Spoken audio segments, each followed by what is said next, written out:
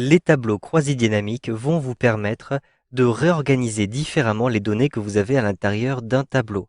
Ainsi, vous allez pouvoir créer de nouvelles corrélations et vous allez pouvoir croiser des données d'une autre manière. Cela va faire ressortir de nouveaux éléments et vous pourrez analyser plus facilement vos tableaux. Par exemple, ici, j'ai une liste de clients avec à chaque fois un achat avec le type d'achat, le fournisseur et la date de facture. Je vais en plus avoir le total des achats et à chaque fois le département de résidence de ce client. Je vais donc sélectionner l'intégralité de ce tableau. Je positionne le curseur de la souris en A1. Je clique, je maintiens le bouton de la souris appuyé et je déplace le curseur de ma souris jusqu'en G21. Je relâche maintenant le curseur de ma souris et je vais me rendre à l'intérieur de l'onglet Insertion. C'est dans l'onglet Insertion que vous allez retrouver les différents types d'insertion de tableaux. Je vais donc cliquer ici sur Tableau et je vais tout de suite choisir le tableau croisé dynamique. Un simple clic. J'ai maintenant une nouvelle fenêtre qui apparaît. Effectivement, la plage que j'ai sélectionnée a été ici détectée par le programme et je souhaite donc sélectionner un tableau de A1 à G21 pour générer mon tableau croisé dynamique. Je souhaite en plus générer ce tableau croisé dynamique à l'intérieur d'une nouvelle feuille. Vous pouvez choisir une feuille de calcul existante si vous le souhaitez. Je vais bien sélectionner une nouvelle feuille de calcul. Je clique maintenant sur OK pour valider et pour générer mon tableau croisé dynamique.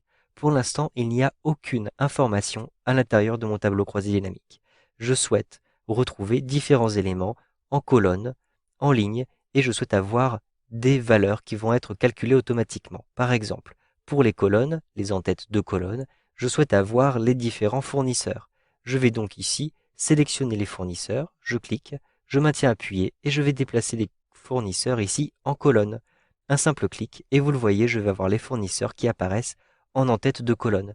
Je vais ainsi pouvoir croiser différents éléments. Par exemple, je souhaite savoir pour chacun des fournisseurs quels sont les types d'achats. Je vais donc ici sélectionner les types d'achats et je vais les mettre en ligne. Je déplace les types d'achats en ligne. Je vais ainsi pouvoir croiser le total des achats, par exemple les valeurs des achats qui ont été effectués pour chacun de mes fournisseurs et pour chacun des types de produits. Donc, je vais retrouver ici total des achats et je déplace le total des achats à l'intérieur du champ valeur.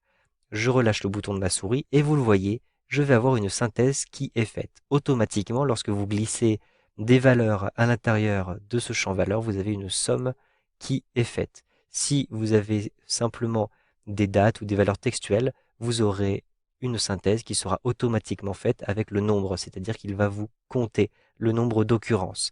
Ici, j'ai le calcul qui est fait automatiquement. Et si je regarde à l'intérieur de mon tableau croisé dynamique, j'ai en plus le total pour chacun des éléments. Par exemple, le total pour ce fournisseur-ci. Si je regarde ici, en ligne, je vais avoir le total général pour chacun des produits. Il me suffit de positionner le curseur de la souris sur l'un des résultats pour savoir à quoi cela correspond. Donc 944 correspond au total des achats pour la ligne cuisine. Si je déplace le curseur de la souris à cet endroit-ci, je sais que 410 correspond à la valeur des achats qui correspondent à la fois à la catégorie cuisine et au fournisseur projet service. Vous savez donc maintenant comment générer un premier tableau croisé dynamique avec Excel 2013.